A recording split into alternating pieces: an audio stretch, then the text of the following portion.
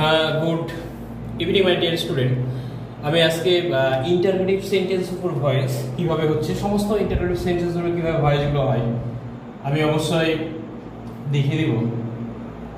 তবে মনে রাখতে হবে এই ইন্টারোগেটিভ মানে হচ্ছে মনে রাখতে প্রশ্নবোধক চিহ্ন, ঠিক আছে? বাংলায় আমরা প্রশ্নবোধক বা কোশ্চিন মার্ক বলছি। তে বলছি এই যে ভয়েসটা করতে গিয়ে কিন্তু বাচ্চারা সবসময় সমস্যার সম্মুখীন হচ্ছে।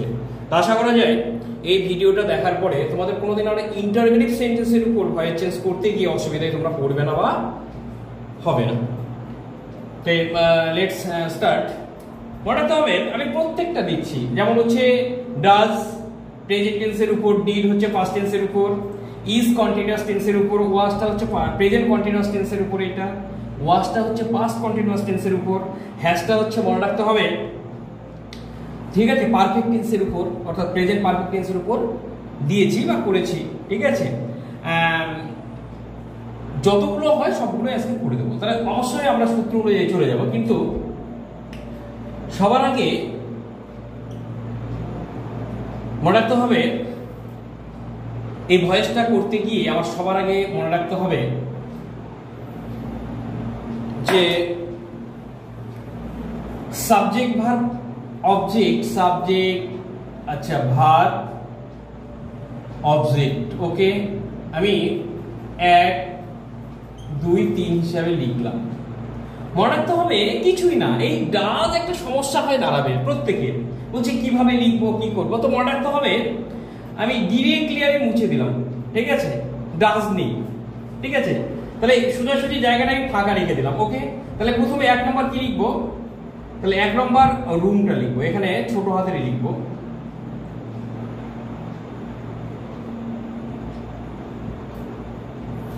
তাহলে ROOM বুঝে গেল, রুম। তাহলে মনে রাখতে হবে ক্লিনটা প্রেজেন্ট টেন্সে আছে, এবার হাতটা সরাবো আমি। ডাসটা হচ্ছে প্রেজেন্ট টেন্সের একটা রূপ, ঠিক আছে? মাদু যেহেতু থার্ড পারসন সিঙ্গুলার নাম্বার, এখানে ডু না হয়ে ডাস হয়েছে, ওকে? তিনি রুম বলেছে, রুমটা হচ্ছে থার্ড পারসন সিঙ্গুলার নাম্বার, ঠিক আছে? আবার এখানে মনে রাখতে হবে, তাহলে এইবার হচ্ছে মনে রাখতে হবে অবশ্যই ইজ বসবে। কিন্তু কেন ইজ বসবে? ক্লিনটা প্রেজেন্ট ফর্মে আছে, ডাসটা প্রেজেন্ট ফর্মে আছে, ওকে? তাহলে এইবার আমি কোথায় বসবো? মনে রাখতে হবে ইজটা হিসেবে এখানে বসে, কিন্তু ইজটা এখানে বসবে না, ঠিক আছে? কি হয় আমি পড়ে যাই। তাহলে রুম ইজ ক্লিনেড, CLEANED, ক্লিনেড একটা বাই আমি বসাবো। তারপরে মাদু হচ্ছে মনে রাখতে হবে, সরি হ্যাঁ অবশ্যই আমি কি করব? মা সাবজেক্টটাকে অবজেক্ট করব। মাদু নো চেঞ্জ, মাদু মাদু, ঠিক আছে? মাদু আমাদের একটা বিখ্যাত নাম, ঠিক আছে? তাহলে মনে রাখতে হবে কি বললাম? তাহলে রুম ইজ ক্লিনেড বাই মাদু, কিন্তু আমাকে এটা ইন্টারোগেটিভ করতে হবে। তাহলে এই যে ইজটা, এই ইজটা আমি এই জায়গায় না বসিয়ে আমি কোথায় বসাবো? ওকে, ইজটা এই জায়গায় বসাবো। ইজ রুম ক্লিনেড বাই মাদু, বলে ইন্টারোগেটিভ, ওকে? আর অসুবিধা আছে? প্রত্যেকটাই একই নিয়মে হবে, ওকে? এবার ওই একইভাবে ডিডটাকে আমি বন্ধ করে দেবো। তাহলে সাবজেক্ট, এটা হচ্ছে ভার্ব, এটা হচ্ছে অবশ্যই অবজেক্ট, 1 2 3। আবার কি করব? রুম লিখবো, তাহলে রুম। এইবার মাদু আছে, এটা ডিড আছে, পাস্ট ফর্মের রূপ, ক্লিন আছে প্রেজেন্ট। মনে রাখতে হবে প্রেজেন্ট এবং পাস্ট টেন্স মিলে হচ্ছে সবসময় পাস্ট ফর্মে হয়, তাহলে অবশ্যই ওয়াজ বসাবো। তাহলে আমি আর করছি না, আমি এখানে বসাচ্ছি না। তাহলে কোথায় বসাবো? তাহলে আমি প্রথমে ওয়াজটা বসে নিব। তাহলে ওয়াজ রুম, ঠিক আছে? তাহলে মূল ভার্বের থার্ড ফর্ম CLE, ক্লিনেড একটা অবশ্যই সূত্র অনুযায়ী বাই আসবে, ঠিক আছে? বলে ইন্টারোগেটিভ মারলে কিন্তু তোমাদের গ্রামারটাই কাটা যাবে, ওকে? পরেরটা বলছে, আমরা বলছি সাবজেক্ট ভার্ব, এটা হচ্ছে অবজেক্ট, 1 2 3।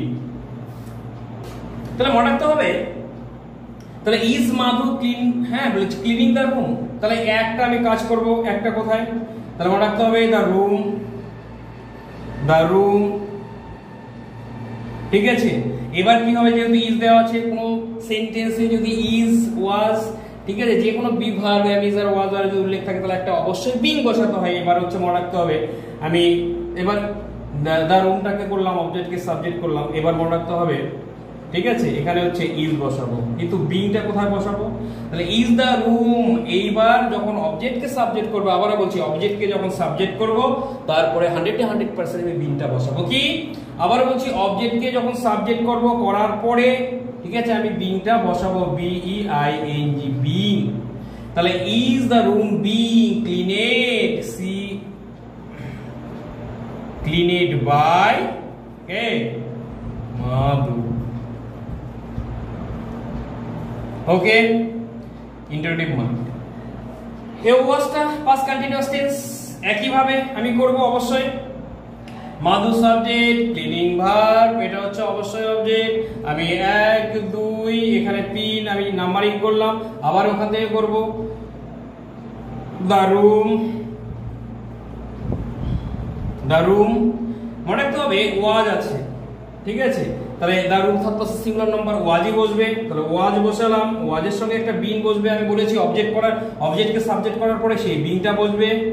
ওকে বিং, তাহলে ওয়াজ দা হচ্ছে রুম বিং ঠিক আছে। এবার মূল ভার্বের থার্ড ফর্ম বসাবো আমি, ক্লিন, ক্লিনেট করব সি ক্লিনেট, একটা বাই বসবে সূত্র অনুযায়ী ঠিক আছে, বাই অবশ্যই কে মাধু ঠিক আছে।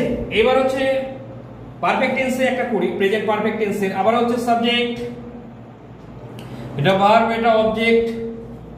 তাহলে কি এই পুরো এই ফাঁকাটা ফাঁকা দিয়ে দেব, করলাম না, তাহলে কি হবে দা রুম লিখলো ঠিক আছে। তাহলে দা রুম অবজেক্ট কোটাটা, তাহলে মনে রাখতে হবে যেহেতু থার্ড পারসন সিঙ্গুলার নাম্বার তাহলে হ্যাজই বসবে। তাহলে হ্যাজ দা রুম, তাহলে মনে রাখতে হবে কোন সেন্টেন্সে যদি হ্যাভ হ্যাজ উল্লেখ থাকে বা হ্যাড উল্লেখ থাকে তাহলে অবশ্যই একটা বিন বসাতে হয়, বি ডবল ই এন। তাহলে has the room been, B double E N been, বসালাম বিন।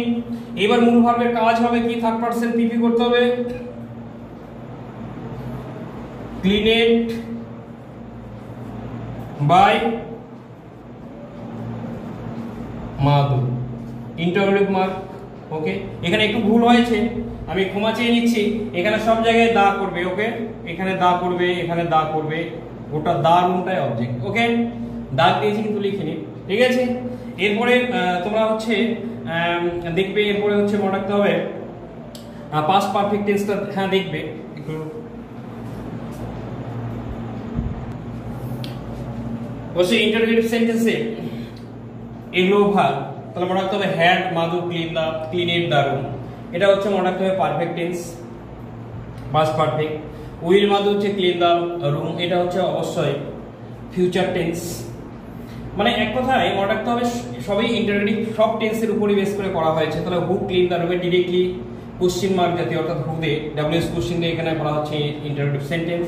হু হ্যাজ ক্লিন দা হচ্ছে রুম, এবং ডাব্লিউএস কোশ্চেন তো প্রচুর আছে ঠিক আছে, হয় থেকে শুরু করে যাবতীয় সবই আমি একের পর এক আমি করে দিচ্ছি ঠিক আছে, তুমি ভালো করে বুঝবে। তাহলে এটা আমি প্যাসিভ ভয়েস করতে গেলে কি হবে, আবারও একই জিনিস। তাহলে এটা সাবজেক্ট, এটা হচ্ছে ভার্ব, এটা হচ্ছে অবজেক্ট। ওকে তাহলে আমার কাজ কি, 1 নম্বর হচ্ছে এইটা, 2 নম্বর এইটা, 3 নম্বর। তাহলে 1 নম্বরের কাজ করব, মনে রাখতে হবে ঠিক আছে, অবজেক্ট করব দা রুম ঠিক আছে। অবশ্যই এবার কি বসাবো, হ্যাড আছে ঠিক আছে, তার থার্ড ফর্ম আছে, ইডি যোগ আছে, তাহলে হ্যাড হ্যাডই বসবে ঠিক আছে। আমি কিন্তু এখানে লিখছি না আর বোঝানোর জন্য, আমি প্রথমে বুঝিয়ে দিয়েছি। তাহলে হ্যাড দা রুম, তাহলে অবশ্যই একটা বিন বসবে ঠিক আছে, বিন। তাহলে had the room been, CLE cleaned by interrogative must. এবার ফিউচার টেন্সেরটা দেখবে, আবারও হচ্ছে সাবজেক্ট ভার্ব, এটা হচ্ছে অবজেক্ট। আমি কি করব, উল্টো দিক থেকে করে আসবো, 1 2 3। 1 নম্বর হচ্ছে দা রুম, ও সরি, তাহলে মনে রাখতে হবে the room, the room okay the room. এবার হচ্ছে ক্লিন আছে, তাহলে উইল, যেহেতু রুমটা থাকতেছে সিঙ্গুলার নাম্বার সেটা উইলই বসবে, WILL। এবার মডেল ভার্ব যদি থাকে একটা বি বসাতে হয়, আমি সূত্রতে বলেছি এর আগে যারা পার্ট 1টা দেখেছে।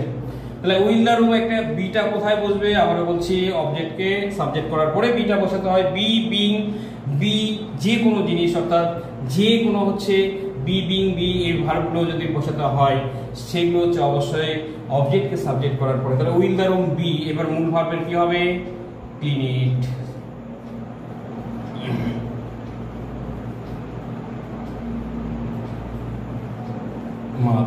ওকে, আচ্ছা এটা একটু আলাদা। বা হু দিয়ে যদি কোনো সেন্টেন্স শুরু হয় ইন্টারোগেটিভ সেন্টেন্সের ক্ষেত্রে, সেক্ষেত্রে বাই হোম বসে। তাহলে মনে রাখতে হবে বাই হোম, ঠিক আছে, এটা একটু আলাদা, বাই হোম, ঠিক আছে, ঠিক আছে। হু ক্লিন দা হচ্ছে রুম, তাহলে কোন টেন্স আছে, এটা present tense, by whom is, ঠিক আছে। তাহলে by whom is the room,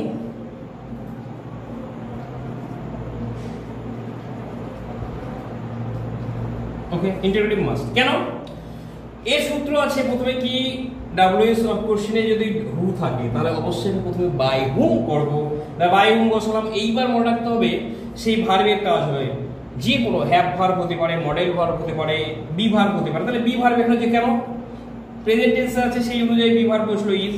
এইবার ইজ করার পরে একদম সঙ্গে সঙ্গে আমি অবজেক্টকে সাবজেক্ট করব। অবজেক্ট কোনটা, এটা স্পেশাল ভাবে আমি সেই জন্য বলছি, এটা ভার্ব, এটা হচ্ছে অবজেক্ট, ঠিক আছে, এটা সাবজেক্ট কিন্তু নেই। তাহলে মনে রাখতে হবে বাই হোম ইজ দা, হ্যাঁ বলছি বাই হোম ইজ দা, মনে রাখতে হবে কি বললাম, সরি এখানে একটু ভুল হয়েছে, by whom is the room, ঠিক আছে,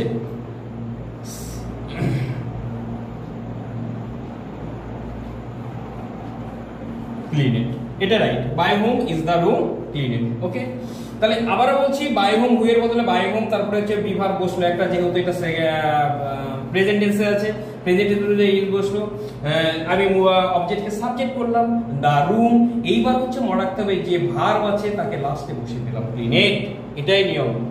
এইবার হচ্ছে who has clean the room, তাহলে এই যে হু আবার বলতে হু দিয়ে শুরু হয়েছে, তাহলে মনে রাখতে হবে আমি কি করব, তাহলে হু দিয়ে শুরু হলে বাই হোম বসবে, বাই হোম, ওকে। তাহলে বাই হোম, তাহলে বাই হোম, ঠিক আছে। তাহলে মনে রাখতে হবে বাই হোম, হোমের পরে কি হবে, অবশ্যই হ্যাজ বসবে। কেন, বাই হোম, ঠিক আছে। তাহলে একটা হ্যাজ বসবে কার উপর ডিপেন্ড করে, এই রুমের উপর, না হলে হ্যাভ হয়ে যেত যদি প্লুরাল ফর্ম হতো। তাহলে by whom has the room,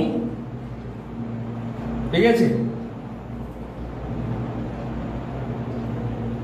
তাহলে by whom has the room, তাহলে হ্যাজের সঙ্গে কি একটা বসে, তাহলে অবশ্যই যখনই এই যে অবজেক্টটাকে, এটা হচ্ছে সাবজেক্ট, এটা হচ্ছে ভার্ব, ঠিক আছে, এখানে ভার্ব এবং অবজেক্টই আছে। তাহলে মনে রাখতে হবে অবজেক্টটাকে আমি কি করলাম, বাই হোমের পরে হচ্ছে একটা হ্যাজ বসলাম, কার উপর ডিপেন্ড করে বসবো, আমরা বলছি এই যে এই উপর, ঠিক আছে, অর্থাৎ অবজেক্টের উপর ডিপেন্ড করে কিন্তু এখানে হ্যাভ বা হ্যাজ বসবে। এটা থার্ড পারসন সিঙ্গুলার নাম্বার, সেই জন্য কিন্তু এখানে হ্যাজ বসবে। কি বললাম, থার্ড পারসন সিঙ্গুলার নাম্বার, সেই কারণে কিন্তু এখানে হ্যাজ। রুমটা হচ্ছে থার্ড পারসন সিঙ্গুলার, মানে এর উপর ডিপেন্ড করে কিন্তু আমি এখানে হ্যাজটা বসিয়েছি, এটা মাথায় রাখবে। আগে আমি বসিয়েছি, আমি জানি বলে বসিয়েছি, তোমরা কি করবে আগে দেখবে এই অবজেক্টটা হচ্ছে প্লুরাল ফর্মে আছে না সিঙ্গুলার ফর্মে আছে, তার উপর ডিপেন্ড করে কিন্তু হ্যাভ না হ্যাজ বসবে, এটা কিন্তু মাথায় খেয়াল রাখবে সব সময়। তাহলে by whom has the room, ঠিক আছে, দ্য রুম আমি বললাম, তারপর এই হ্যাজ যদি উল্লেখ থাকে কোনো সেন্টেন্সে একটা বিন বসে, অবশ্যই বিন বসাবে। তাহলে বাই হুম, ঠিক আছে, তাহলে by whom has the room একটা অবশ্যই বিন বসবে। তাহলে by whom has the room been clean it, okay, clean it, okay. তাহলে by whom has the room been clean it, okay. এইটাই এই পর্যন্ত। এছাড়া ডাব্লিউএস কোশ্চেন দিয়ে যে কোনো তোমাকে গ্রামার যদি দেওয়া হয় ডাব্লিউএস কোশ্চেন দিয়ে, সেই একই নিয়মে কিন্তু বসবে, একই নিয়মে, ঠিক আছে, ওকে। থ্যাংক ইউ, সবাইকে ধন্যবাদ। এবং আবারও বলছি এইসব নতুন নতুন বিষয়গুলো জানার জন্য তোমরা অবশ্যই আমার চ্যানেলটাকে কেডি গ্রামারওয়ালা, তোমরা সবাই জানো কেডি গ্রামারওয়ালা, তোমাদের আশীর্বাদে আমি অনেক দূর এগিয়ে গেছি, ঠিক আছে। Thank you watching for my video.